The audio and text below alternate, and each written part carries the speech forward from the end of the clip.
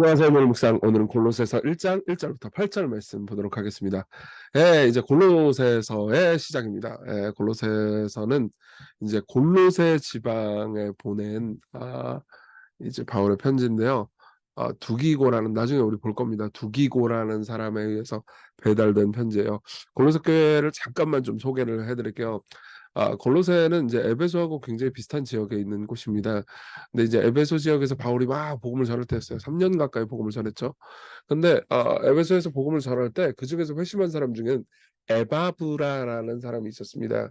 그리고 이 에바브라가 골로새라는 도시 출신이에요.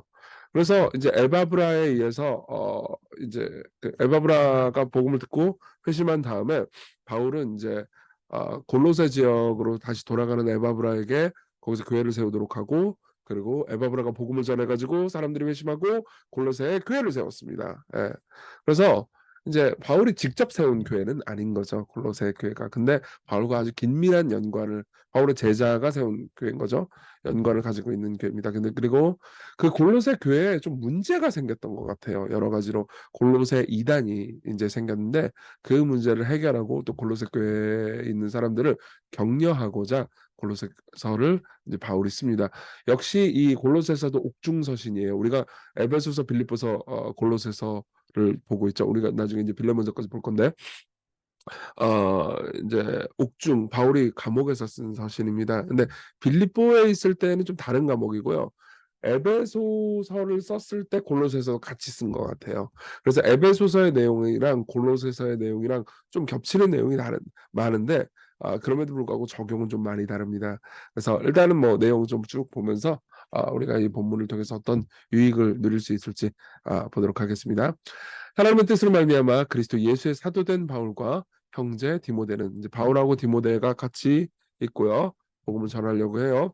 골로새에 있는 성도들 곧 그리스도 안에서 신실한 형제들에게 편지하노니 우리 아버지 하나님으로부터 은혜와 평강이 너에게 있을지어다.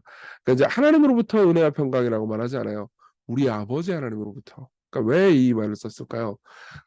이 말은 이제 나중에 우리 보겠지만은 골로새 교회의 정황에서 하나님이 우리 아버지시고 우리를 사랑하시는 분이라는 것을 확실히 해둘 필요가 있었기 때문이에요. 그러니까 바울은 인사말을 쓸 때 아주 의도적이고 전략적으로 씁니다. 그러니까 하나님이 너의 아버지야, 너를 사랑하시는 분이야. 예수 그리스도의 아버지가 그리스도로 말미암아서 우리의 아버지가 되셨어라는 것을 강조해주고 싶은 거죠. 그러면서 이렇게 얘기합니다. 우리가 너희를 위하여 기도할 때마다 하나님 곧 우리 주 예수 그리스도의 하나님 아버지께 감사하노라.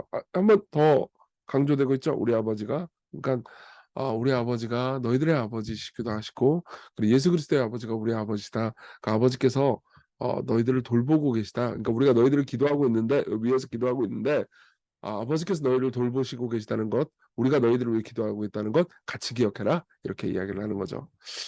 그리고 감사하는데 난 진짜 니네들 생각할 때마다 기분 너무 좋아. 진짜 감사해. 이렇게 얘기를 하는 거죠, 바울이. 근데 그 이유가 뭐냐? 이는 그리스도 예수 안에 있는 너희의 믿음과 모든 성도에 대한 사랑을 들었으며 너희를 위해서 하늘에 쌓아둔 소망으로 말미암음이니. 보세요. 여기 보면 믿음, 사랑, 소망이 있죠. 근데 이 믿음, 소망, 사랑, 소망이 어떻게 연결되는지를 봅시다. 믿음을 가졌어요. 예수 그리스도께서 나를 위해서 하신 일을 내가 드디어 믿었습니다. 그리고 진짜로 믿는 사람들은요, 이웃을 사랑하기 시작해요. 모든 성도에 대한 사랑을 들었어요.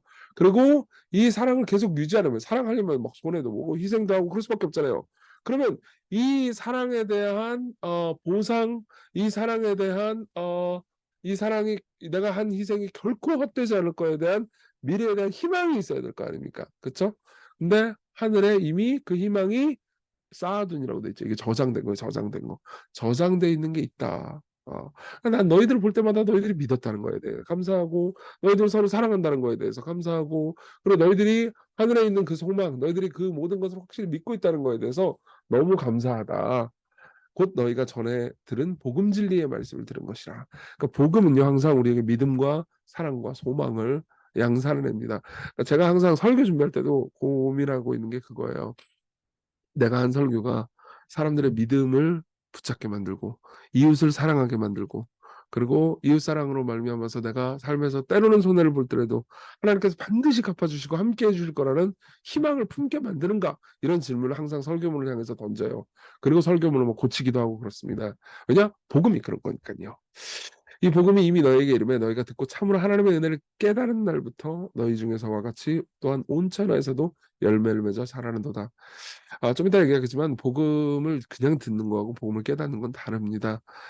이들에게 복음이 전해지고 그리고 복음이 진짜 사실이라는 걸 깨달은 그날 이 사람들은 변화됐죠. 이와 같이 우리와 함께 종된 사랑하는 에바브라에게 너희가 배웠나니, 아까도 말씀드렸죠. 에바브라가 이제 교회를 세웠잖아요.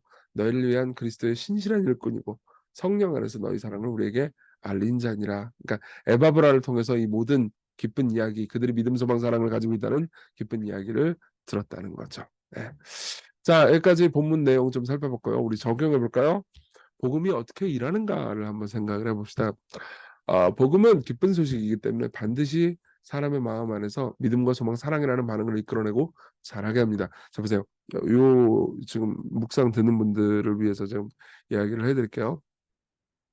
여러분들이 죄인이라는 것, 그리고 여러분들이 죄인이지만 그리스도께서 여러분들을 위해서 진짜로 죽으셨다는 것, 그리고 부활하셨다는 것, 그렇기 때문에 여러분들은 예수님 때문에 오직 믿음만으로, 우리의 행위와 공로가 아니고 믿음만으로 하나님께 받아들여질 수 있다는 것, 이거를 여러분들이 이미 뭐 예를 들면 어떤 사람들은 모태신앙이기 때문에 지겹게 들은 내용일 수도 있어요. 그렇지만 아까 말씀드렸듯이 들었지만 깨닫지 못했을 수 있습니다. 여기서 예를 하나 들어드릴게요. 그 웨슬리라는 사람이 있습니다. 존 웨슬리라는 사람이 있고요. 이 사람은 옥스퍼드 신학과를 졸업을 했고 아주 우등한 학생이었어요. 그리고 그 목사가 되기 위해서, 사제가 되기 위해서 열심히 노력했고 실제로 사제였고 성공회, 우리 이웃을 위해서, 특히 교도소에 있는 사람들을 위해서 열심히 봉사하고 매일 기도하고 금욕적인 생활을 한 사람이었어요. 그러나 자신은 복음을 모르고 있었다고 나중에 고백합니다. 한참 뒤에 올드스게이트라는 곳에서 루터의 갈라디아서 주석 서문을, 로마서죠.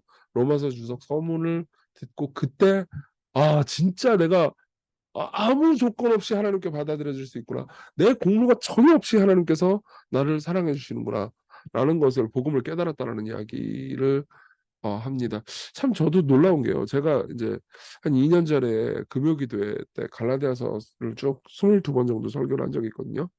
근데 그때 그런 얘기 저한테 해준 분들이 많아요. 그 전까지는 내가 복음을 알고 있었는데, 알고 있다고 생각했는데 사실은 몰랐다. 이게 진짜 깨달아지고 너무 나한테 기쁘게 된다. 그럼 어떻게 돼요? 제 삶이 변하더라고요. 예. 복음을 정말 믿잖아요. 그러면은 사랑하게 됩니다. 그리고 하나님께서 나와 함께 하실 거에 대한 소망을 가지니까 제가 옆에서 진짜 저렇게 희생해도 되나? 너무 나중에 원망하는 거 아니야? 라고 느껴질 정도로 이웃을 사랑하더라고요. 네. 그리고 거기에 대해서 아무런 공로의식을 가지지 않고 삶을 살아가게 됩니다. 복음이 그렇게 기쁜 소식이에요. 여러분들이 이러한 삶의 변화를 경험해 본 적이 없다면 아직 복음을 모르는 겁니다. 복음을 아, 깨닫게 해달라고 기도하세요. 복음을 깨닫잖아요. 그럼 반드시 어떻게 돼요? 열매를 맺습니다. 온천에서도 열매를 맺어 자라는 거죠. 예. 여러분, 복음의 보상이 우리의 희망이 되잖아요. 미래에 저장돼 있다는 걸 알잖아요. 얼마나 기쁘겠습니까? 예를 한번 들어볼게요. 한국 시리즈 아시죠? 예, 그 프로야구 결승전. 한국 시리즈에 두 팀이 올라왔다고 합시다. 근데 A팀이 있고 B팀이 있어요. A팀은 전년도에도 엄청나게 강력했고 한 2년 전쯤에 우승도 했고, 그리고 누가 봐도 늘 한국 시리즈에 우승할 걸로 예상되는 팀이에요. 굉장히 강력한 팀이에요. A팀. 근데 B팀은 원래 리그 꼴찌를 예상했던 팀이야. 예. 누구도 이 팀이 한국 시리즈에 올라올 거라고 상상도 못했어요. 결승전까지 올라올 거라고. 근데 이번에 감독 하나가 바뀌었는데, 원래 다 재능도 별로 없고 그런 거였는데 감독이 너무너무 헌신적이고 사랑하고 또 전략이 뛰어난 감독이에요. 그러다 보니까 완전 언더독이었는데 완전 누구나 꼴찌라고 생각했는데 한국 시리즈까지 올라온 거야. 그럼 어떻게 되겠어요? 이 B팀은 기쁠 거예요. 그렇죠? 이미 자기가 사람들의 기대를 다 충족시켰어. 예. 그러니까 이 게임을 져도 괜찮기 때문에 즐겁게 하겠죠. 물론 우승하려고 노력을 할 거예요. 좀 즐거움으로 하겠지만 A팀은 너무너무 큰 고통과 지면 박살난다라는 생각과 그리고 절대 질 수 없다는 것 때문에 부담감과 괴로움 때문에 삶을 살겠죠. 자 보세요. 복음이 여러분들의 삶을 변화시키는 게 바로 이 B팀이 사는 삶처럼 하는 게임처럼 사는 삶을 사는 거예요. 예. 하나님께서 여러분들을 용납하셨어요. 여러분들의 모든 보상이 이제 저장돼 있습니다. 하늘에. 예. 그렇기 때문에 여러분들은 이제 이 세상에서 더 얻을 것도 없고요. 더 예수님을 얻었기 때문에 이제 뭐 더 좋은 것도 없어요. 이제 돈도 별로 안 좋아. 예. 그리고 세상 명예도 별로 안 좋아. 예. 그래서 제가 여러분 제가 그렇게 복음으로 기뻐하잖아요. 그러면 교회에서의 목회 성공이나 뭐 이런 거 뭐 이제 세상 별로 안 좋아할 겁니다. 예, 예수님만 너무너무 좋아 가지고 예수님 찐팬이라서 이제 그냥 목회하면서 주님을 기쁘게 하는 거 외에는 다른 아무것도 관심이 없을 거예요. 제가 그렇게 변하기를 여러분들 바라시죠? 그래야 진짜 목사일 거 아니에요. 예. 여러분들도 그렇게 변해야 됩니다. 저도 그 길을 따라서 복음을 이해하도록 노력할게요. 여러분들 복음을 알게 해 달라고 기도하십시오. 예. 자, 이걸 위해서 제가 시 하나를 딱 이렇게 해 드리고 끝낼게요. 예전에도 한번 소개를 했는데 이거 쿨타임 찼습니다. 예, 인제 그 한 번 더 여러분들이 묵상할 만한 시예요. 팀 켈러 목사님의 말입니다. "제가 염려하는 이유는 당신의 지혜를 잊었기 때문이고 제가 분노하는 이유는 당신의 자비를 잊었기 때문입니다. 제가 탐내는 이유는 당신의 아름다움을 잊었기 때문이고 제가 범죄하는 이유는 당신의 거룩하심을 잊었기 때문이며 제가 두려워하는 이유는 당신의 주권을 잊었기 때문입니다. 저는 당신을 계속 잊지만 당신은 언제나 저를 기억하세요. 저 역시 당신을 기억하도록 도우소서. 기억할 수 있도록 도와주십시오." 이렇게 기도를 하는 겁니다. 오늘 기도할 때는 요 기도문 띄워 놓고 기도할 수 있도록 할게요. 이 기도문 놓고 복음을 우리가 기억하도록 예수님을 기억하도록 그리스도께서 우리를 위해서 하신 일을 기억하면서 오늘을 살게 해 달라고 우리 같이 기도합시다.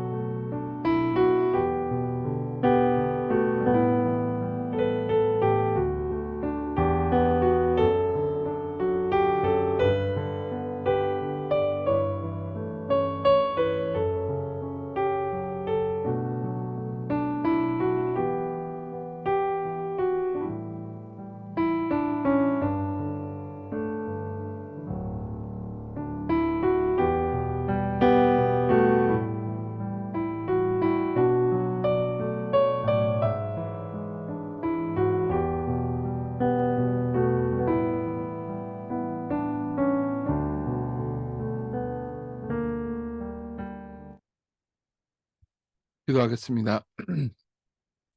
우리가 염려할 때 당신의 지혜를 잊었습니다. 우리가 분노할 때 당신의 자비를 잊었습니다. 우리가 탐낼 때 아름다움을 잊었으며 우리가 범죄할 때 하나님의 거룩하심을 잊었습니다.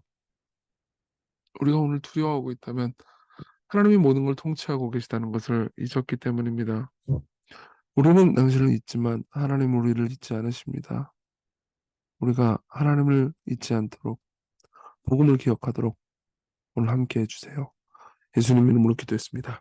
아멘. 네, 하나님의 은혜 안에서 오늘 기쁜 하루 되세요.